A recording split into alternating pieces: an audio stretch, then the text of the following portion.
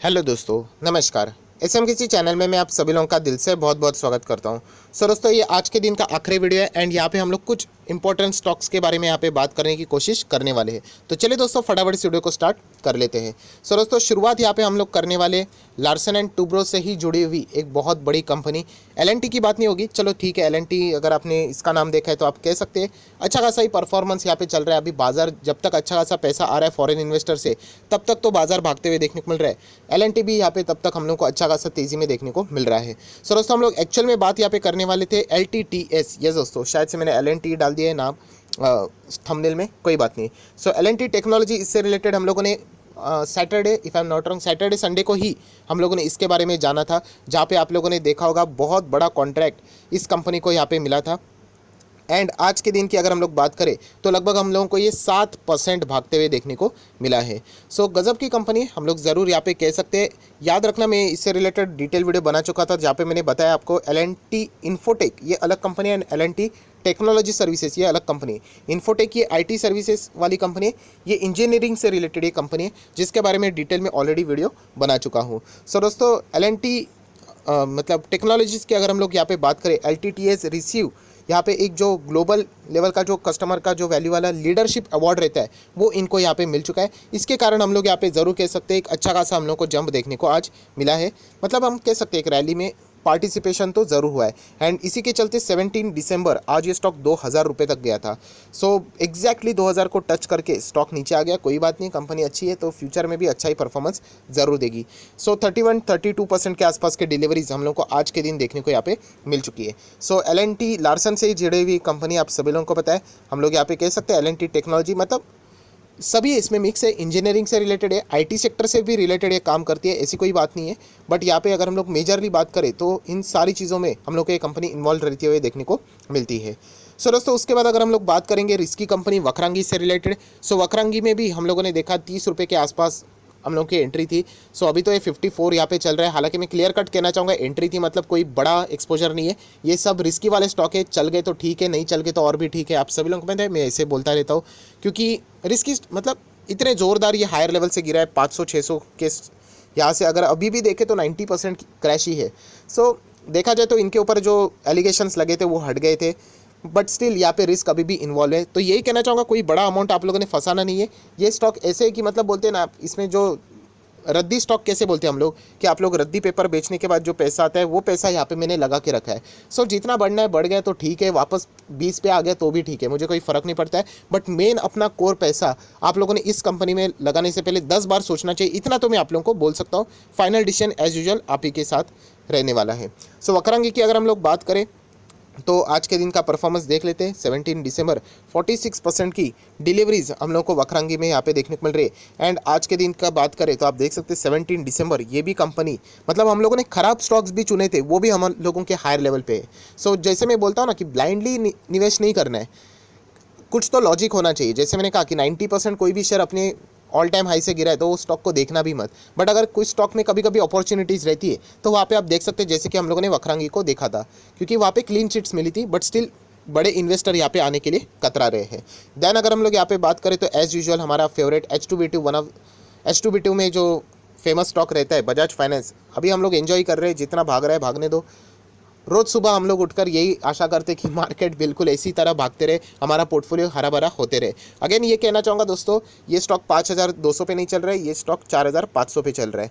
आपको समझ में आ रहा होगा मैं एग्जैक्टली क्या बोलने की कोशिश कर रहा हूँ। एंड इवन दो याद रखना, स्टॉक कितना भी गिरे, अच्छा स्टॉक हमेशा रिकवर भी करता है एंड उसके ऊपर भी चला जाता है। आपको सिर्फ टाइम देने का मकसद रहता है, क्योंकि जो बड़े इन्वेस्टर रहेंगे ना वो पैसे किधर लगाएंगे, ये इतने बड़े कंपनीज़ में ही लगा देते हैं। म्यूचुअल फंड कहाँ पे पैसे लगा देते हैं, थोड़ी ना वो आलतू फालतू स्टॉक्स में जाएंगे, वो जाएंगे पैसा घूम फिर के इधर ही आने वाला है। तो इसीलिए ये जो बातें मैं रोज़ रोज़ आप लोगों को बताता था, जो अभी आप लोग महसूस कर चुके हो। सो अभी आप लोगों को पता है कि मार्केट अभी कभी गिर जाता है, राइट, कभी गिरेगा किसी को भी नहीं पता। ये फॉरेन इन्वेस्टर जो पॉलिसियाँ रहती है उनके ऊपर ये डिपेंड करता है कि कब वो पैसे विड्रॉ करेंगे। तब तक तो मार्केट में मज़ा ही मज़ा है, एंड ये मज़ा सिर्फ इन्वेस्टर ले सकते हैं, जो कि आप सभी लोगों को यहाँ पे अच्छी तरीके से पता है। सो आज के दिन भी 123 पॉइंट्स, लगभग 2.5% का जंप रोज़ बढ़ते ही जा रहा है। एफडी से मतलब कितना गजब का रिटर्न लाइफ में नहीं मिलेगा, उतना रिटर्न ये दे चुका है। 60-70% के रिटर्न लोग यहाँ पे कमा के बैठ चुके हैं। सो बजाज फाइनेंस की अगर मैं बात करूँ तो अगेन हम लोग कह सकते हैं हमारे जितने भी स्टॉक है 17 दिसंबर आज के दिन भी हम लोगों को यहाँ पे ये भी 52 एक हाई अचीव, मतलब ऑल टाइम हाई 52 के साथ ऑल टाइम हाई। एंड यहाँ पे डिलीवरीज की बात करें तो 11% के आसपास देखने को मिल चुकी है। सो अगर हम लोग देखें तो यहाँ पे डिलीवरीज ज़्यादा होते हुए देखने को नहीं मिल रहे, क्योंकि बहुत ही लोअर लेवल पे ये चल रहा था, लगभग 2000 के करीब, उसके भी नीचे वहाँ पे गजब की डिलीवरीज हो चुकी थी। सो हम लोग ज़रूर कह सकते हैं कि तभी बहुत सारे लोगों ने यहाँ पे खरीदोगे। बड़े बड़े इंस्टीट्यूशंस की अगर मैं बात करूँ, अभी फिलहाल यहाँ पे मतलब इतने हायर लेवल पे खरीदना नुकसान तो नहीं होगा आपका, बट रिस्की तो ज़रूर है। वोडाफोन आइडिया की अगर हम लोग बात करें, सो अगेन आप लोग देख सकते हैं 10 रुपये के नीचे, जैसे कि मैंने वीडियो कवर किया था कि जियो यहाँ पे जो डाउनलोड से रिलेटेड जो स्पीड है, पहले जो वोडाफोन आइडिया का सबसे बेस्ट हुआ करता था, आइडिया नहीं बोलना चाहिए, सिर्फ वोडाफोन का ही बोलना चाहिए। सो जियो ने उसको यहाँ पे सरफास यहाँ पे कर दिया है। हालांकि अपलोडिंग की अगर हम लोग बात करें तो अभी भी हम लोग को वोडाफोन का ही नेट अभी भी नंबर 1 पे देखने को फिलहाल यहाँ पे मिल रहा है। सो ज़रूर हम लोग कह सकते हैं कि वोडाफोन आइडिया से रिलेटेड अभी भी अच्छी न्यूज़ देखने के लिए बहुत ज़्यादा टाइम लग सकता है। बीच में बजाज फाइनेंस के साथ इन लोगों का एक छोटा सा पार्टनरशिप हम लोगों को यहाँ पे देखने को मिला था, उसके चलते थोड़ी सी जंप यहाँ पे आ चुकी थी। सो सिमिलर यही कहना चाहूँगा कि संभाल के रहना चाहिए। ऐसे स्टॉक में बहुत बड़ा अमाउंट फंसाना ये रिस्की चीज़ हो सकती है। 31-32% के आसपास डिलीवरीज देखने को मिल रही है। देन अगर हम लोग बात करें IRCTC 1427 पे फिलहाल ये स्टॉक चल रहा है। दो इंपॉर्टेंट न्यूज़ है। सो नंबर 1 न्यूज़ अगर हम लोग बात करें तो एंजल ब्रोकिंग, तो आप लोगों को पता है, तो उनका रिकमेंडेशन है, Angel Broking recommends to book the gains in the IRCTC OFS। So किसी ने भी IRCTC के OFS में पार्टिसिपेट किया होगा, सो स्टॉक तो बहुत ही अच्छा खासा निचले लेवल पे मिला होगा, आराम से आप लोग प्रॉफिट बुक कर सकते हैं। बट ये मेरा रिकमेंडेशन नहीं है, ये किसका रिकमेंडेशन है? Angel broking. सो अगर आप लोग एंजल ब्रोकिंग के ऊपर भरोसा रखते हैं, उनकी स्टडीज़ अगर आपको पसंद है तो ज़रूर आप चाहो तो यहाँ पे इनके ऊपर फोकस रख सकते हो। उसी के साथ साथ अगर हम लोग चेयरमैन की बात करें, सो यहाँ पे उन्होंने बताया कि IRCTC अभी रिकवरी के रोड पे हम लोग को फिलहाल यहाँ पे देखने को मिल रहा है। दोस्तों OFS की बात करें तो आप सभी लोगों को बताना चाहूँगा लगभग 16 लाख इक्विटी शेयर, जिसका फेस वैल्यू 10 रुपये है। एम्प्लॉइज़ को यहाँ पे OFS के लिए यहाँ पे बातें सामने आ चुकी है, एंड उसके लिए जो फ्लोर प्राइस यहाँ पे रखा दिया है 1377.55 पर इक्विटी शेयर का यहाँ पे रख दिया है। सो ज़रूर हम लोग यहाँ पे कह सकते हैं, सो एम्प्लॉइज़ के लिए जो OFS यहाँ पे रहने वाला है, remain open from the 18 December onward से लेके 21 दिसंबर तक हम लोगों को ये सारी चीज़ें देखने को यहाँ पे मिलने वाली है। सो एम्प्लॉइज़ के लिए, हम लोगों के लिए नहीं, बाकी हमारे लिए तो सारी चीज़ें हो चुकी हैं। देन अगर हम लोग बात करें ITC आप देख सकते हैं अभी बिल्कुल शांत वापस हो चुका है। अच्छा खासा जंप तो ज़रूर देखने को मिला था, बट अगर मार्केट में गिरावट आ जाती है, कभी पता नहीं, कभी भी आ जाती है, सो ITC उसको क्रॉस करके आगे बढ़ेगा, इसके ऊपर बहुत सारे बड़े इन्वेस्टर्स है, उनका भी एक क्वेश्चन मार्क है। सो ज़रूर ITC के ऊपर आप लोग फोकस रख सकते हैं। ये मैं रोज़ इसीलिए कवर करता हूँ क्योंकि बहुत सारे लोगों के मैक्सिमम सवाल ITC से रहते हैं कि हम लोग लॉस बुक कर दें, क्योंकि बाकी स्टॉक्स तो इस रफ्तार से भाग रहे हैं, एक तो बहुत बुरा लगता है। तो अगेन कहना चाहूँगा दोस्तों, ITC स्लो चलने वाला स्टॉक है। देखा जाए तो 5 साल तो यहाँ पे हो ही चुके हैं, बट स्टिल यही कहना चाहूँगा कि लॉस में निकालना नहीं चाहिए। आप लोग बाकी स्टॉक्स के लिए ज़रूर देख सकते हैं, लॉस में ITC निकालने वाला स्टॉक नहीं है। 17 दिसंबर की बात करें तो 34% की डिलीवरीज देखने को यहाँ पे मिल रही है। देन अगर हम लोग यहाँ पे बात करें येस बैंक से रिलेटेड ऑलरेडी मैं चीज़ कवर कर चुका हूँ। 3% की गिरावट हम कह सकते हैं मैक्वेरी ने जैसे रिलायंस इंडस्ट्री में 8% की गिरावट थी करवाई थी, या फिर हम कह सकते थे उनके जो रिपोर्ट्स थे उसी टाइप का रिपोर्ट यहाँ पे मैक्वेरी ने येस बैंक के लिए भी जता दिया है कि आने वाले क्वार्टर 3-4 यहाँ पे जो असेट क्वालिटी रहेगी वो ख़राब हो सकती है। NPS रहेंगे सभी लोगों को पता है, बट जो सफिशिएंट प्रोविजनिंग है वो येस बैंक ने किया नहीं है, ऐसा मैक्वेरीज का कहना है। मतलब एडिशनल प्रोविजनिंग का यहाँ पे ज़रूरत पड़ सकता है, ये उनका यहाँ पे मानना है। सो डेफिनेटली मैक्वेरीज की जो बातें हैं वजन ज़रूर रखती है मार्केट पे, तो इसीलिए हम लोग को यहाँ पे गिरावट देखने को मिल रही है। आप लोगों ने भरोसा करना है कि नहीं, ये आपके ऊपर है, तो ज़रूर आप लोगों ने इसका स्टडी यहाँ पे करना चाहिए।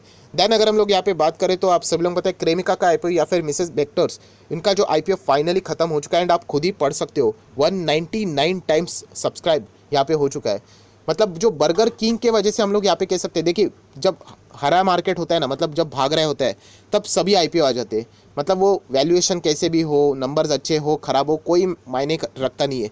सो ज़रूर हम लोग यहाँ पे कह सकते हैं कि वेक्टर्स का जो IPO है हम लोगों को ज़बरदस्त सब्सक्राइब होते हुए देखने को मिल रहा है। ग्रे मार्केट प्रीमियम दोस्तों 80% के आसपास प्रीमियम देखने को मिल रहा है। सो ये प्रीमियम टिका रहना चाहिए। इसके लिए अभी आप लोगों ने पूरी तरीके से दिल से दुआ करनी चाहिए भगवान के पास, जिसके ऊपर भी आप लोगों का भरोसा है कि मार्केट में ये लिस्ट होने तक कुछ भी नेगेटिविटी नहीं क्रिएट होनी चाहिए, क्योंकि इसका कोई इम्पैक्ट, मतलब बोलते हैं ना, अगर कुछ गिरावट हो गई सो सीधा वो ग्रे मार्केट प्रीमियम लुढ़केगा एंड वो लिस्टिंग ख़राब कर देगा। सो ये बोलते हैं ना कि अभी हमारे हाथ में नहीं, ये तो पूरा प्योर लक के ऊपर डिपेंड करता है कि अभी आने वाले समय, जैसे बर्गर किंग लिस्ट होते वक्त कोई गड़बड़ नहीं हुई, हैप्पीएस्ट माइंड लिस्ट होते हुए कोई गड़बड़ नहीं हुई, कैमकॉन, कैम्स, जितने भी ये जो आईपीओस थे कोई गड़बड़ देखने को नहीं मिली, इसीलिए उनकी लिस्टिंग अच्छी हुई। सो एसबीआई कार्ड जैसी सिचुएशन नहीं होनी चाहिए। तो ये तो अभी दुआओं के ऊपर ही डिपेंड करता है कि अमेरिकन बाजार भी शांत रहे एंड उसी के साथ साथ हमारे इंडियन मार्केट में भी कोई सरकार की ओर से या फिर किसी एक्सटर्नल न्यूज़ ऐसी नहीं आनी चाहिए जो कि मार्केट का मूड ख़राब करे। सो इतना ही हम लोग यहाँ पे बोल सकते हैं। देन अगर हम लोग यहाँ पे बात करें बर्गर किंग, फाइनली कभी जो होना था वही हो गया। कभी तो होना ही था, क्योंकि आप सभी लोगों को पता है ऐसी बात नहीं थी कि ये सिर्फ ऊपर ऊपर ऊपर जाएगा एंड उसके बाद कंसोलिडेट रहेगा एंड वापस ऊपर ऊपर। वो तो लोअर सर्किट कभी तो लगना ही था, जो कि आज हम लोग को लगते हुए देखने को मिल चुका है। सो याद रखना दोस्तों, ये देखिए जो बड़े प्लेयर्स रहते ना, उनका सब कुछ फिक्स रहता है कि चलो यहाँ पे आके प्रॉफिट बुक कर रहे हैं एंड एक साथ डिसाइड हो गया एंड यहाँ पे रिटेल इन्वेस्टर हमेशा की तरह फंस चुके हैं। सो इसका खामियाजा उन्हीं लोगों को भुगतना पड़ता है जो कि सिर्फ पैसों के पीछे भागते एंड मतलब कोई एनालिसिस नहीं करते, तो उनको ये चीज़ें यहाँ पे झेलनी पड़ जाती है। सो अभी बर्गर किंग जिन लोगों ने हायर लेवल पे ख़रीदा होगा, सो उनके पास अभी एक ही ऑप्शन है कि इसको होल्ड करें। देखा जाए तो क्या आपके लेवल तक आ जाएगा, आ सकता है, बट उसके लिए बहुत समय लगेगा, ये भी आपको यहाँ पे मैं बताना ज़रूर चाहूँगा। सो आज के दिन अगर हम लोग बात करें बर्गर किंग की, सो आप देख सकते हैं 54% की डिलीवरीज मिल चुकी है, मतलब 2 करोड़ के आसपास थे एंड लगभग 1,10,84,000 मैक्सिमम इसमें रिटेल इन्वेस्टर ही रहेंगे। सो इनको ये क्वांटिटीज़ यहाँ पे मिल चुकी है।